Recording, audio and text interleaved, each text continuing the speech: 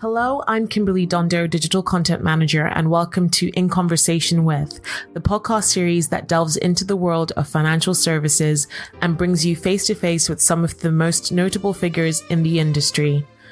Listen as we discuss topics that are currently facing the industry and hear from visionary CEOs to disruptive innovators as we bring you a diverse array of voices and perspectives. We'll explore the challenges they faced, the lessons they've learned, and the insights they have to share about the ever-evolving landscape of financial services. Hello and welcome to In Conversation With. I'm Kimberley Dondo, and in today's episode, I'm joined by Ian Lance, co-fund manager at Temple Bar. Thank you for joining me again, Ian. Pleasure. Good to see you, Kimberley. So for those who might not have listened to our previous episode, could you just give us a background into yourself and how you got started in financial services? Yeah, certainly. So I actually started, believe it or not, back in the late 80s. So I left university where I did economics. I worked for a couple of insurance companies as an investment analyst. So I trained as an analyst. And I guess the formative part of my career, I worked for a fund management company called Gartner in the late 90s. And then eventually in 2007, I joined Schroders, where I started working with Nick Purvis, who I still work with today. And that's relevant because so Nick and I are probably best known for our value style of investing. Nick and I left Schroders in 2010 together and joined what was RWC at the time. Mm-hmm. And we've been at RWC for 13 years. Wow.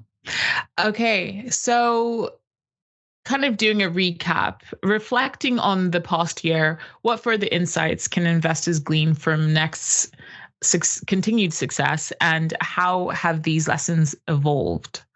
I think the thing that I think all investors should learn from Next is the importance of capital allocation. So in other words, the CEO and the rest of the board of the company, they are involved in the decision-making process of where they're going to invest the company's assets. And Next have done that rather well. And they've done it rather well because they've done two things. One is that they've invested in the business, and the business itself has been very successful. So an example would be their online business, Next Directory, which they set up sort of 20 or so years ago. That's been a very successful business for them. But the other, I think, really interesting thing for investors is the other part of their capital allocation policy, which is that they use cash flow that they don't invest in the business to basically buy back their own shares. And some people might find this a little bit confusing, but simply all it means is you're taking cash flow, you're buying back shares in the business, so you're reducing the share count, you're reducing the number of shares in issue. And if you reduce the number of shares in issue, then even if your income doesn't grow, then your earnings per share are going to grow because mathematically there are less shares in issue. And Next are probably the poster child of the success of this strategy because they have bought back, believe it or not, 2/3 of their shares in issue since 2000. So there are only 1/3 of the shares in issue today that there were in issue back in 2000. And if you look at the impact of that, since 2000, their sales have grown about 5% per annum. But because they've bought back so many shares, their earnings per share have grown at about 12%, and so have their dividends per share. And the total return to shareholders, so in other words, the share price going up plus the dividends, has been about 16% per annum. And I suppose if I put that into share price terms for people, back in 2000, the share price of Next was about £5, and today it's north of £80. And I think what's really interesting about that is, it's Next is a retailer, so it's a cyclical business. It's very reliant on the UK economy, and therefore I suspect people would be very surprised to find that a business that's a cyclical retailer, the share price could have gone from £5 to £80 in the last 20 years or so. That is quite impressive. And as companies navigate economic shifts, you've talked about the cyclical nature of everything. What strategies have emerged for making even more prudent asset allocation decisions? This is for investors you're talking about, is it? Yeah. I think a couple of things. I think investors, really, when they're thinking about investing, should always try to invest in strategies that put the probabilities on their own side. By which I mean, if you're investing in a strategy, you want to be investing in a strategy which has shown historically an ability to produce good returns. And so there's lots of academic research into what's called factor investing. So in other words, which styles of investing work in the long run and which styles don't. And by and large, these studies all converge on about three things. So one of them is what I do, value investing. So if you just systematically buy the lowest valued companies in the stock market, in the long run, that tends to produce an excess return. So we're a return above the stock market. The other one is size. So if you typically buy smaller companies, they tend to produce an excess return. And the last one, interestingly, is momentum. So if you literally just buy the stocks that were best last year and then you sort of hold them for the next year, a momentum strategy adds value. Now, what's interesting is that there are some strategies which have worked recently, which actually in the long run haven't proven to be successful. So growth investing has been very popular, and certainly very popular at the moment. But interesting, in the long run, that isn't a strategy which has added value. So I think that that's always my starting point. Is if you're going to pick a strategy which kind of which works in the long run. Mm. And with ongoing market dynamics, have there been any shifts in the perceived benefits of drawbacks of buying buyback shares for companies? Yes. I'm talking here with particular reference to the UK stock market. Now, the UK stock market has suffered in recent years because there's been lots of selling down of the UK stock market. So, for instance, pension funds have reduced their holdings to UK equities. So have a lot of the big wealth managers. And so there's been this selling of UK equities. And what that's done is it's reduced the valuations of a lot of UK equities. And I think companies have finally worked out for themselves that, rather than just get angry and frustrated about their low valuations, what they can do is use that to the benefit of their shareholders by buying back their stock. And we just went through that case study with Next. Now, a few years ago, Next was one of the few companies that were doing this.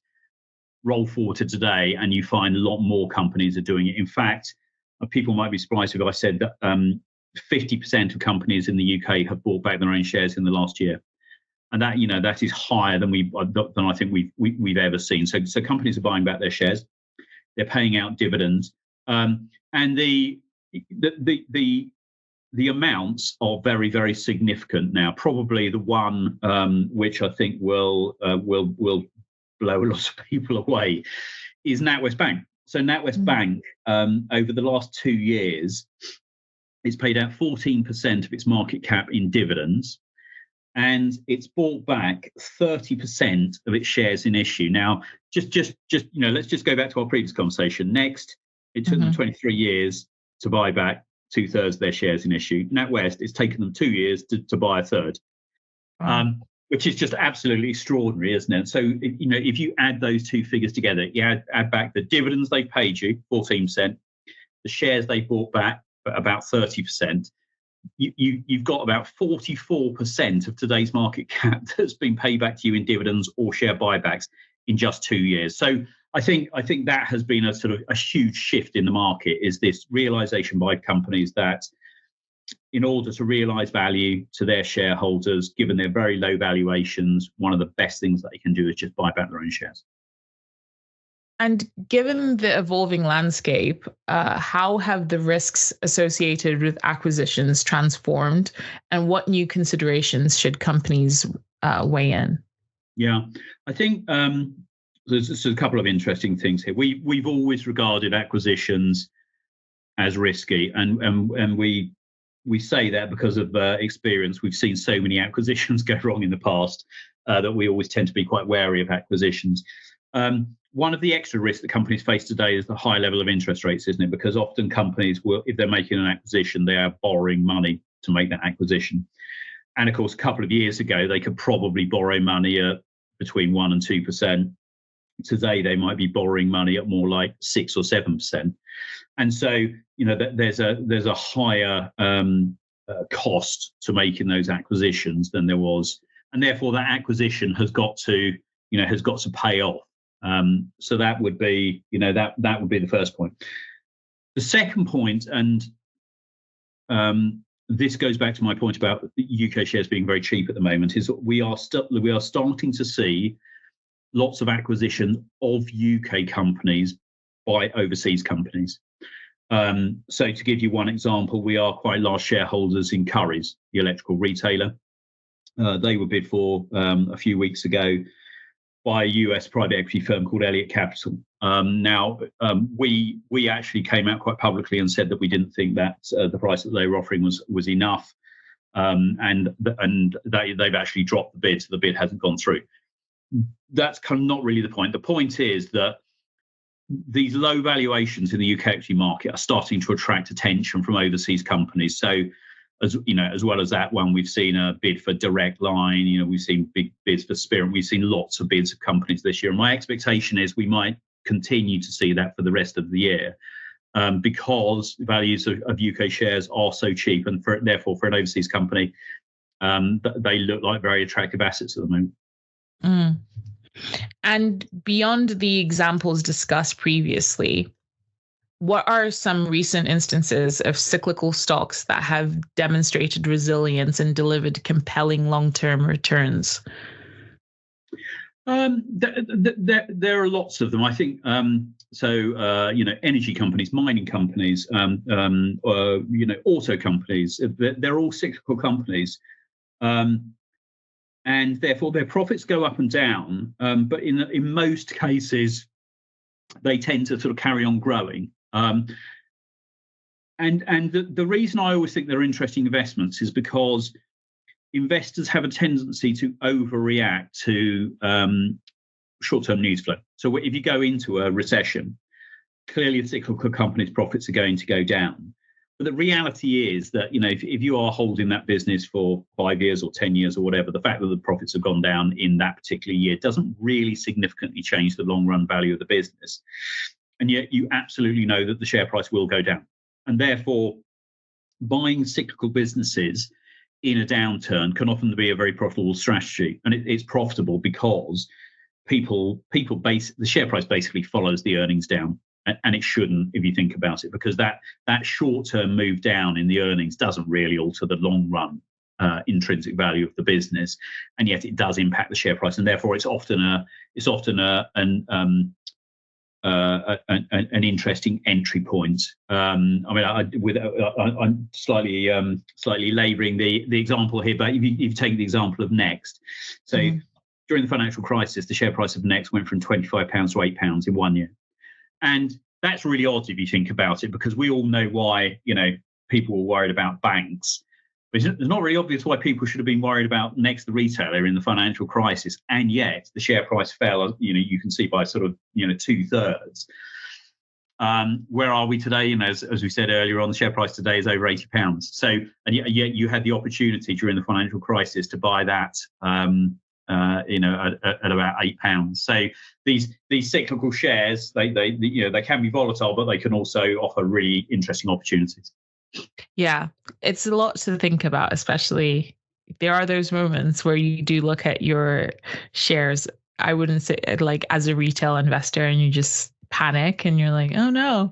But yeah, holding on to them seems like a smarter plan. You raise a good point there. One of the things I would always say to people is try not to look at your shares too often.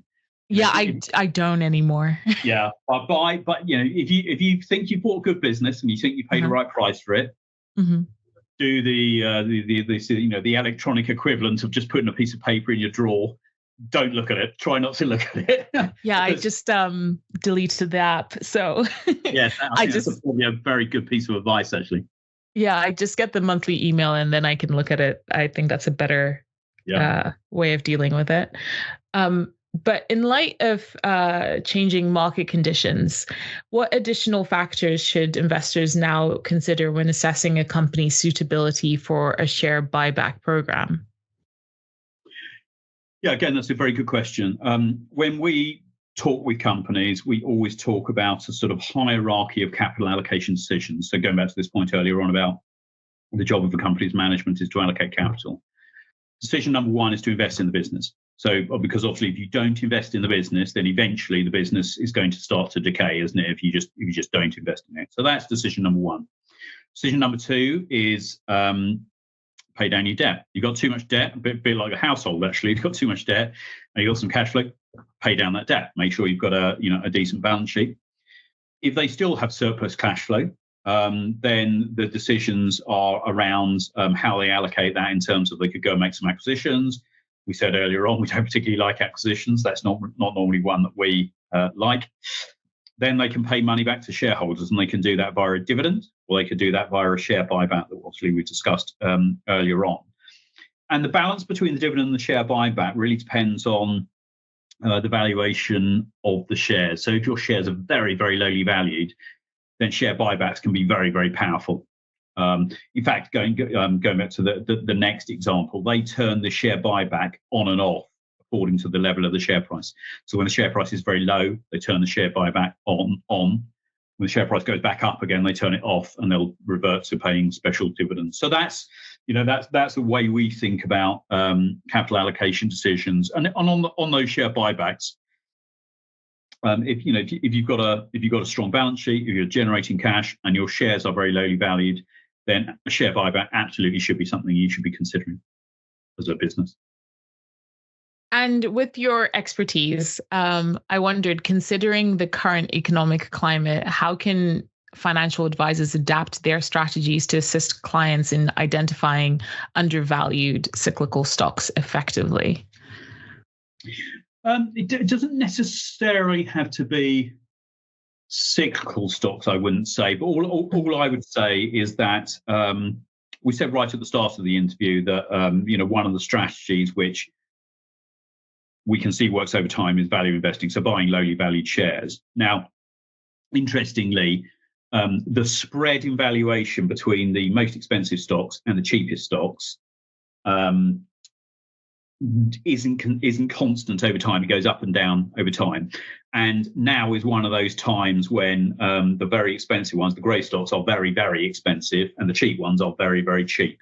And so I would say that today is an interesting opportunity for people to be sort of edging into value or income type strategies because of the starting valuation. So you know that in the long run, these strategies tend to produce an excess return.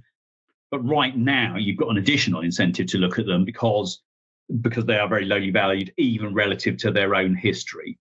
So I think that would be something. And I suppose another thing that I would say is I absolutely recognise why people have been following passive investing for the last year, so just buying the index.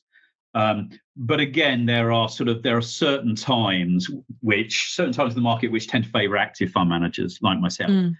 And now is probably one of them, because you've got these big US technology stocks which look very, very expensive, and then you've got a whole load of other stocks which look sort of very, very cheap. I would say that is probably not a great environment actually for buying the whole index, because what you're doing is you're allocating more to those big expensive stocks and less to those small cheap stocks. That's an environment which should be good for active investing. Right. That makes sense.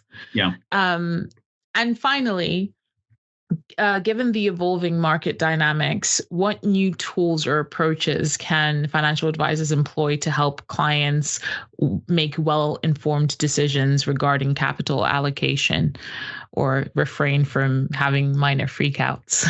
Yeah, I mean, so we discussed one of them already, which is try to encourage people not to just look at their portfolio too often, because